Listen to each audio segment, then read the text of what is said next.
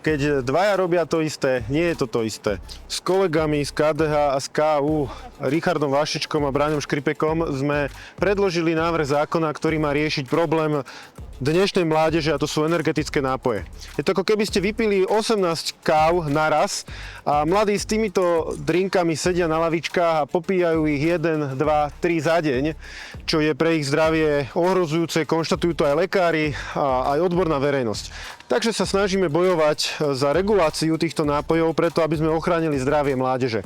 My sme navrhli, aby sa to regulovalo s nejakými malými pokutami znesiteľnými a nápoje sa stali nepredajné do 15 rokov, čiže od 15 rokov by ste si mohli kúpiť energetiak. No a potom tu máme ministerstvo pôdohospodárstva, ministerstvo životného prostredia, ktoré sa toho v podstate moc nejako nevedia chytiť, len tak hapkajú, že dačo by aj chceli.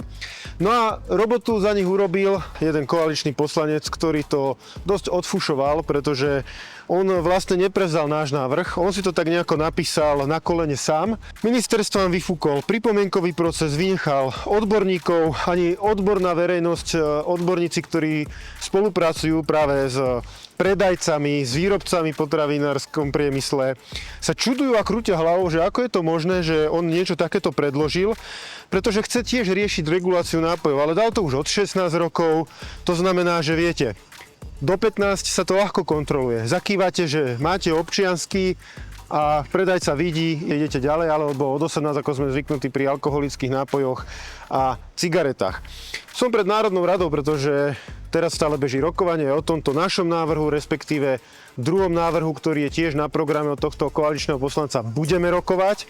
Ja ho neviem, či mám pochváliť za to, že si to teda osvojil, alebo kritizovať to, že to sfušoval, lebo jeho návrh nechcú ani ministerstva, ani predajcovia, ani výrobcovia. Všetci sú tak uzrozumení s tým, že tá regulácia by mala byť, ale my sme ju teda napísali oveľa lepšie. No ale čo? Keď neprší, aspoň kvapka. Ten jeho návrh síce podporím, ale budeme tam musieť dať veľa pozmeňujúcich návrhov, aby sme to nejako očesali, upratali a spravili kvalitnú legislatívu.